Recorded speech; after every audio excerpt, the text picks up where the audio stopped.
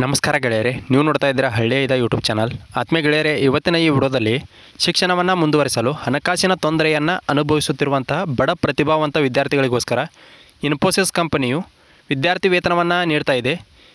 ಅದು ಯಾವ ವರ್ಗದ ವಿದ್ಯಾರ್ಥಿಗಳಿಗೆ ಈ ವಿದ್ಯಾರ್ಥಿ ವೇತನವನ್ನು ನೀಡ್ತಾ ಇದ್ದಾರೆ ಮತ್ತು ವಿದ್ಯಾರ್ಥಿ ಬಗ್ಗೆ ಆಗಿರ್ಬೋದು, ವಾರ್ಷಿಕ ಆದಾಯದ ಬಗ್ಗೆ ಆಗಿರ್ಬೋದು, ಆಯ್ಕೆ ಪ್ರಕ್ರಿಯೆ ಯಾವ ರೀತಿಯಾಗಿರ್ತೈತಿ ಎಂಬುದರ ಎಲ್ಲ ಸಂಪೂರ್ಣವಾದಂಥ ಮಾಹಿತಿಯನ್ನು ಈ ವಿಡಿಯೋದಲ್ಲಿ ತಿಳಿದುಕೊಳ್ಳೋಣ. ಈ ವಿದ್ಯಾರ್ಥಿ ವೇತನಕ್ಕೆ ವಿದ್ಯಾರ್ಥಿಗಳು ಏನಾದರೂ ಅರ್ಜಿ ಸಲ್ಲಿಸಿ ಆಯ್ಕೆ ಆದಲ್ಲಿ ನಿಮಗೆ ಕೋರ್ಸ್ನ ಅವಧಿ ಉದ್ದಕ್ಕೂ, ಅಂದರೆ ನೀವು ಎಷ್ಟು ವರ್ಷದ ಪದವಿಯನ್ನು ಪೂರೈಸ್ತಾ ಇರ್ತೀರಲ್ಲ ಅಷ್ಟು ವರ್ಷಕ್ಕೂ, ಅಂದರೆ ಪ್ರತಿ ವರ್ಷ 1,00,000 ವಿದ್ಯಾರ್ಥಿ ವೇತನವನ್ನು ಇನ್ಫೋಸಿಸ್ ಕಂಪನಿ ನೀಡ್ತಾ ಇದೆ. ಅದರ ಸಂಪೂರ್ಣವಾದಂಥ ಮಾಹಿತಿಯನ್ನು ತಿಳ್ಕೊಳ್ಳೋಕ್ಕಿಂತ ಮೊದಲು ಇದೇ ರೀತಿ ಹೆಚ್ಚಿನ ವಿದ್ಯಾರ್ಥಿ ವೇತನಗಳ ಬಗ್ಗೆ ಆಗಿರ್ಬೋದು, ಸರ್ಕಾರಿ ಸೌಲಭ್ಯಗಳ ಬಗ್ಗೆ ಆಗಿರ್ಬೋದು, ಯಾವುದಾದ್ರೂ ಮಾಹಿತಿ ಬೇಕಾಗಿತ್ತಂದ್ರೆ ದಯವಿಟ್ಟು ಕಮೆಂಟ್ ಬಾಕ್ಸಲ್ಲಿ ಕಮೆಂಟ್ ಮಾಡಿರಿ. ಹಾಗೆ ಇತರ ಹೆಚ್ಚಿನ ಮಾಹಿತಿಗಾಗಿ ದಯವಿಟ್ಟು ನಮ್ಮ ಯೂಟ್ಯೂಬ್ ಚಾನಲ್ನ ಸಬ್ಸ್ಕ್ರೈಬ್ ಮಾಡ್ಕೊರಿ. ಹಾಗೆ ಈ ವಿಡಿಯೋನ ಇತರ ನಿಮ್ಮ ಗೆಳೆಯರ ವರ್ಗಕ್ಕೂ ಕೂಡ ಆದಷ್ಟು ಬೇಗನೆ ಶೇರ್ ಮಾಡಿರಿ. ಬನ್ನಿ ಗೆಳೆಯರೆ, ವಿಡಿಯೋನ ಶುರು ಮಾಡೋಣ. ಇಲ್ಲಿ ನೋಡ್ಬೋದು, Infosys foundation stem star scholarship ಅಂಥೇಳಿ ಇದು 2024-25 ಈಗಾಗಲೇ ಅರ್ಜಿಗಳು ಕೂಡ ಪ್ರಾರಂಭವಾಗಿದ್ದಾವೆ. ನಿಮಗೆ ಎಷ್ಟು ಸ್ಕಾಲರ್ಶಿಪ್ ಸಿಗ್ತೈತೆ ಅಂದ್ರೆ up to 1 lakh premier NMM ಅಂಥೇಳಿ, ಅಂದ್ರೆ ಪ್ರತಿ ವರ್ಷ 1,00,000 ವಿದ್ಯಾರ್ಥಿ ವೇತನವನ್ನು ನೀಡಲಾಗ್ತಾಯಿದೆ. ಇದು ನಿಮ್ಮ ಕೋರ್ಸ್ ಮುಗಿಯುವವರೆಗೂ ಕೂಡ ವಿದ್ಯಾರ್ಥಿ ವೇತನವನ್ನು ನೀಡ್ತಾರೆ.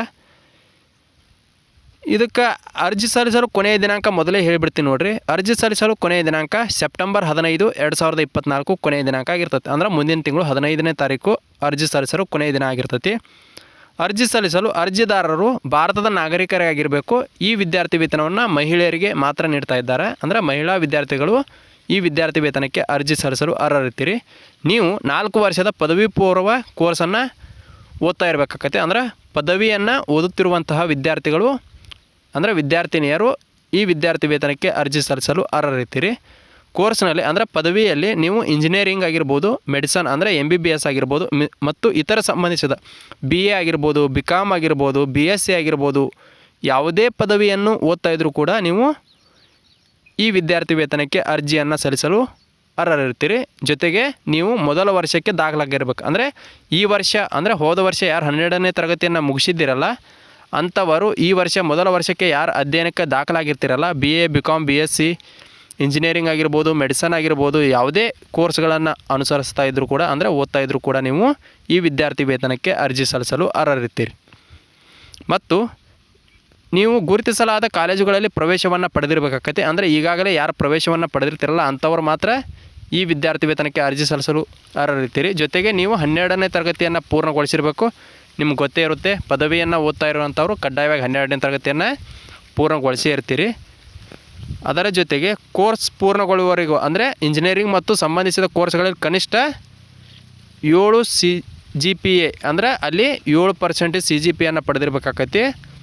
ಮತ್ತು ಕೋರ್ಸ್ ಪೂರ್ಣಗೊಳ್ಳುವವರೆಗೂ ನಿರಂತರ ದಾಖಲಾತಿಗಳನ್ನು ಹೊಂದಿರಬೇಕಾಗತ್ತೆ. ಅಂದರೆ ಪ್ರತಿ ವರ್ಷವೂ ಕೂಡ ನಿಮ್ಮ ದಾಖಲಾತಿ ಮತ್ತು ನೀವು ಪ್ರತಿ ವರ್ಷ ಗಳಿಸಿದ ಅಂಕಗಳ ಆಧಾರದ ಮೇಲೆ ಮುಂದಿನ ವರ್ಷಕ್ಕೆ ನಿಮಗೆ ವಿದ್ಯಾರ್ಥಿ ವೇತನವನ್ನು ನೀಡುತ್ತಾ ಹೋಗ್ತಾರೆ. ಆದ್ದರಿಂದ ಪ್ರತಿ ವರ್ಷ ಉತ್ತಮವಾದಂಥ ಅಂಕಗಳನ್ನು ಗಳಿಸುವುದು ಕಡ್ಡಾಯವಾಗಿರ್ತದೆ. ಅಂದರೆ ಪ್ರತಿ ಸೆಮಿನಲ್ಲೂ ಕೂಡ. ಅದರ ಜೊತೆಗೆ ರೆಗ್ಯುಲರ್ ಆಗಿ ನೀವು ಕ್ಲಾಸ್ಗಳನ್ನು ಅಟೆಂಡ್ ಮಾಡಿರಬೇಕು. ಅಲ್ಲಿ ನಿರಂತರ ದಾಖಲಾತಿಗಳನ್ನು ಹೊಂದಿರಬೇಕಾಗತ್ತೆ. ಅದರ ಜೊತೆಗೆ ನಿಮ್ಮ ವಾರ್ಷಿಕ ಆದಾಯವು 8 ಲಕ್ಷಕ್ಕಿಂತ ಕಡಿಮೆ ಇರಬೇಕು. ಮತ್ತು ಅಭ್ಯರ್ಥಿಗಳು ಅದೇ ವೆಚ್ಚಗಳಾಗಿ ಇತರ ವಿದ್ಯಾರ್ಥಿ ವೇತನಗಳನ್ನು ಪಡೆಯಬಾರ್ದು. ಅಂದರೆ ಈ ವಿದ್ಯಾರ್ಥಿ ವೇತನವನ್ನು ಯಾರು ಪಡ್ಕೋತಿರಲ್ಲ ಅಂಥವರು ಬೇರೆ ಯಾವುದೇ ರೀತಿಯಾದಂಥ ವಿದ್ಯಾರ್ಥಿ ವೇತನಗಳನ್ನು ಪಡ್ಕೊಳ್ಬಾರ್ದು ಅಂತ ಕೂಡ ಕ್ಲಿಯರ್ ಕಟ್ಟಾಗಿ ಅವರು ಹೇಳಿದ್ದಾರೆ. ಆಯ್ಕೆಯಾದಂಥ ಅಭ್ಯರ್ಥಿಗಳು ಪಾವತಿಸಿದ ರಸೀದಿಗಳ ವಿರುದ್ಧ ಕೋರ್ಸ್ನ ಅವಧಿಗೆ ಬೋಧನೆ, ಜೀವನ ವೆಚ್ಚ ಮತ್ತು ಅಧ್ಯಯನ ಸಾಮಗ್ರಿ ಒಳಗೊಂಡಂತೆ ವಾರ್ಷಿಕ 1,00,000 ವರೆಗೂ ಕೂಡ ನಿಮಗೆ ವಿದ್ಯಾರ್ಥಿ ವೇತನವನ್ನು ನೀಡ್ತಾರೆ. ಅಂದ್ರೆ ಇಲ್ಲಿ ನಿಮ್ಮ ರಸೀಟಿ ಒಳಗೆ ಎಷ್ಟು ಫೀಸ್ ಇದೆಯಲ್ಲ ಅದರ ಆಧಾರದ ಮೇಲೆ ನಿಮಗೆ ಅದರಲ್ಲಿರುವಂಥ ಅಷ್ಟೂ ಮೊತ್ತವನ್ನು ಕೂಡ ನಿಮಗೆ ವಿದ್ಯಾರ್ಥಿ ವೇತನವನ್ನಾಗಿ ನೀಡ್ತಾರೆ. ಜೊತೆಗೆ ಅದರ ಜೊತೆಗೆ ನೀವೇನಾದರೂ ಹಾಸ್ಟೆಲ್ ಶುಲ್ಕವನ್ನು ತುಂಬ್ತಾ ಇದ್ದರೆ ಅಥವಾ ಬೇರೆ ಯಾವುದೇ ರೀತಿಯಾದಂಥ ಅಧ್ಯಯನ ಸಾಮಗ್ರಿಗಳನ್ನು ಕೊಂಡುಕೊಳ್ಳುವಂಥ ಶುಲ್ಕವನ್ನು ತುಂಬ್ತಾ ಇದ್ದರೆ ಅದರ ಡಾಕ್ಯುಮೆಂಟ್ಗಳನ್ನು ಕೂಡ ಅಟ್ಯಾಚ್ ಮಾಡಿದರೆ ಅಂದರೆ ಅದರದ್ದು ಸೇರಿಸಿ ನಿಮಗೆ ಈ ವಿದ್ಯಾರ್ಥಿ ವೇತನವನ್ನು ನೀಡ್ತಾರೆ. ಇನ್ನು ಬೇಕಾಗುವಂಥ ದಾಖಲಾತಿಗಳು ಏನೇನಂದ್ರೆ ನಿಮ್ಮ ಫೋಟೋ ಬೇಕಾಗುತ್ತೆ, 12ನೇ ತರಗತಿ ಅಂಕಪಟ್ಟಿ ಬೇಕಾಗುತ್ತೆ, ಅದೇ ರೀತಿ ಆಧಾರ್ ಕಾರ್ಡ್ ಬೇಕು, ಅದು ಪ್ರಸ್ತುತ ವರ್ಷ ಪ್ರವೇಶವನ್ನು ಪಡೆದಿರೋನಕ ಪ್ರವೇಶ ಪುರಾವೆ ಬೇಕು. ಇರ್ಲಿಕ್ಕಂದ್ರೆ ಶುಲ್ಕ ರಸೀದಿ ಇದ್ದರೂ ಕೂಡ ನಡೆಯುತ್ತೆ. ಅಥವಾ ಕಾಲೇಜಿನ ಗುರುತಿನ ಚೀಟಿ ಇರಬೇಕಾಗತ್ತೆ, ಅಂದರೆ ID ಕಾರ್ಡ್ ಅಥವಾ ಬೋನೆಫೈಡ್ ಸರ್ಟಿಫಿಕೇಟನ್ನು ನೀವು ಕಾಲೇಜಿನಿಂದ ಪಡೆದಿರಬೇಕಾಗತ್ತೆ. ಜೊತೆಗೆ ಸೂಕ್ತ ಸರ್ಕಾರದಿಂದ ನೀಡಲಾದಂಥ ಕುಟುಂಬ ಆದಾಯ ಪ್ರಮಾಣ ಪತ್ರ, ಅಂದರೆ ಇನ್ಕಮ್ ಸರ್ಟಿಫಿಕೇಟ್ ಇಲ್ಲಿ ಬೇಕಾಗುತ್ತೆ. ಅಥವಾ ನಿಮ್ಮದೇನಾದರೂ BPL ಕಾರ್ಡ್ ಇದ್ದರೆ ಅಥವಾ ಅಂತ್ಯೋದಯ ಕಾರ್ಡ್ ಇದ್ದರೆ ಅಥವಾ ಆಯುಷ್ಮಾನ್ ಕಾರ್ಡ್ ಇದ್ದರೂ ಕೂಡ ಇಲ್ಲಿ ಅಟ್ಯಾಚ್ ಮಾಡ್ಬೋದು. ಅದರ ಜೊತೆಗೆ ಕಳೆದ 6 ತಿಂಗಳಿನ ವಿದ್ಯುತ್ ಬಿಲ್ಗಳನ್ನು ಹೆಚ್ಚುವರಿ ಪೋಷಕ ದಾಖಲೆಯಾಗಿ ಒದಗಿಸಬೇಕಾಗಿರ್ತೈತೆ. ಅಂದ್ರೆ ನಿಮ್ಮ ಮನೆಯ 6 ತಿಂಗಳ ಬಿಲ್ಲನ್ನು ಕೂಡ ಇಲ್ಲಿ ಒದಗಿಸಬೇಕು. ನಿಮ್ಮ ಬ್ಯಾಂಕ್ ಖಾತೆಯ ವಿವರವನ್ನು ಕೂಡ ನೀವು ಇಲ್ಲಿ ಒದಗಿಸಬೇಕಾಗತ್ತೆ. ಇನ್ನು ಯಾವ ರೀತಿಯಾಗಿ ಅರ್ಜಿ ಸಲ್ಲಿಸೋದಂದ್ರೆ, ಇದು ಬಡ್ಡಿ ಪೋರ್ ಸ್ಟಡಿ ಅನ್ನೋ ಅಧಿಕೃತವಾದಂಥ ವೆಬ್ಸೈಟ್ ಐತಿ. ಹಿಂದಿನ ಅನೇಕ ವಿದ್ಯಾರ್ಥಿ ವೇತನಗಳಿಗೆ ಅರ್ಜಿ ಸಲ್ಲಿಸುವಾಗ ಕೂಡ ನಾನು ಹೇಳಿದ್ದೀನಿ. ಇಲ್ಲಿ ರಿಜಿಸ್ಟ್ರೇಷನ್ ಮಾಡಿಕೊಂಡು ನೀವು ನೇರವಾಗಿ ಅರ್ಜಿಯನ್ನು ಸಲ್ಲಿಸಬಹುದು. ಈ ವೆಬ್ಸೈಟ್ ಲಿಂಕನ್ನು ಕೂಡ ನಾನು ವಿಡಿಯೋ ಕೆಳಗೆ ಕೊಟ್ಟಿರ್ತೀನಿ. ಇನ್ನು ಆಯ್ಕೆ ಪ್ರಕ್ರಿಯೆ ಯಾವ ರೀತಿ ಇರ್ತೈತೆ ಅಂದ್ರೆ, ನೀವು 12ನೇ ತರಗತಿಯಲ್ಲಿ ಗಳಿಸಿದ ಅಂಕಗಳು ಮತ್ತು ನಿಮ್ಮ ಆರ್ಥಿಕ ಹಿನ್ನೆಲೆಯನ್ನು ತಿಳ್ಕೊಂಡು ಅವರು ಮೆರಿಟ್ ಪಟ್ಟಿಯನ್ನು ಸಿದ್ಧಪಡಿಸ್ತಾರೆ. ಮೆರಿಟ್ ಪಟ್ಟಿಯಲ್ಲಿ ಸಿದ್ಧಪಡಿಸಿದಂಥ ವಿದ್ಯಾರ್ಥಿಗಳ ಅರ್ಹತೆ ಮತ್ತು ಆರ್ಥಿಕ ಹಿನ್ನೆಲೆಯಲ್ಲಿ ಗಳಿಸಿದಂಥ ಅಂಕಗಳ ಆಧಾರದ ಮೇಲೆ ಅವರು ಡಾಕ್ಯುಮೆಂಟ್ ಪರಿಶೀಲನೆ ಮಾಡ್ತಾರೆ. ಡಾಕ್ಯುಮೆಂಟ್ಗಳನ್ನು ಪರಿಶೀಲನೆ ಮಾಡಿದ ನಂತರ ಶಾರ್ಟ್ ಲಿಸ್ಟ್ ಮಾಡಿದ ಅಭ್ಯರ್ಥಿಗಳಿಗೆ ಟೆಲಿಫೋನ್ ಮೂಲಕ ಅಂದ್ರೆ ಫೋನ್ ಮೂಲಕ ನಿಮಗೆ ಸಂದರ್ಶನವನ್ನು ಮಾಡ್ತಾರೆ. ಸಂದರ್ಶನದಲ್ಲಿ ಏನು ಅಷ್ಟೊಂದು ಭಾಳ ಕೇಳಲ್ಲ. ನಿಮ್ಮ ಮತ್ತು ನಿಮ್ಮ ಕುಟುಂಬದ ಹಿನ್ನೆಲೆ ಆಗಿರ್ಬೋದು, ನಿಮ್ಮ ಮುಂದಿನ ಗೋಲ್ಗಳ ಬಗ್ಗೆ ಆಗಿರ್ಬೋದು, ನಿಮ್ಮ ಆರ್ಥಿಕ ಪರಿಸ್ಥಿತಿಯ ಬಗ್ಗೆ ಆಗಿರ್ಬೋದು, ಇದ್ರ ಬಗ್ಗೆನೇ ಪ್ರಶ್ನೆಗಳಿರ್ತಾವೆ. ಆದರೆ ಇಲ್ಲಿ ಒಂದು ಸ್ಪಷ್ಟವಾದಂಥ ಮಾಹಿತಿ ಏನಂದ್ರೆ, ಇದು ಇಂಗ್ಲೀಷ್ ಮತ್ತು ಹಿಂದಿಯಲ್ಲಿ ಸಂದರ್ಶನ ಇರ್ತೈತಿ. ನೀವು ಸಂದರ್ಶನವನ್ನು ಅಗದಿ ಉತ್ತಮವಾಗಿ ನೀಡಿದ್ರಿ ಅಂದರೆ ನಿಮಗೆ 100ಕ್ಕೆ 100ರಷ್ಟು ಈ ವಿದ್ಯಾರ್ಥಿ ವೇತನವನ್ನು ನೀಡ್ತಾರೆ.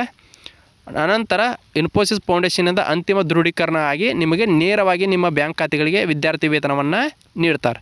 ಇದು ಇನ್ಫೋಸಿಸ್ ಕಂಪನಿ ನೀಡುವಂಥ ವಿದ್ಯಾರ್ಥಿ ವೇತನ. ಇದು 100ಕ್ಕೆ 100ರಷ್ಟು ನಿಮಗೆ ಬರುವಂಥ ವಿದ್ಯಾರ್ಥಿ ವೇತನ ಆಗಿರ್ತೈತಿ.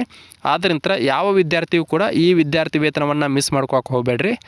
ಅದೇ ರೀತಿ ಹೆಚ್ಚಿನ ವಿದ್ಯಾರ್ಥಿ ವೇತನಗಳ ಬಗ್ಗೆ ಮಾಹಿತಿ ಬೇಕಾಗಿತ್ತಂದ್ರೆ, ಇದೇ ಮೊದಲ ಬಾರಿಗೆ ಯಾರಾದರೂ ನಮ್ಮ ಯೂಟ್ಯೂಬ್ ಚಾನಲ್ನ ನೋಡ್ತಾ ಇದ್ದರೆ ದಯವಿಟ್ಟು ಸಬ್ಸ್ಕ್ರೈಬ್ ಮಾಡ್ಕೋರಿ ಅಂತ ಹೇಳ್ತಾ ಈ ವಿಡಿಯೋನ ಇಲ್ಲಿಗೆ ಮುಗಿಸ್ತಾ ಇದ್ದೀನಿ.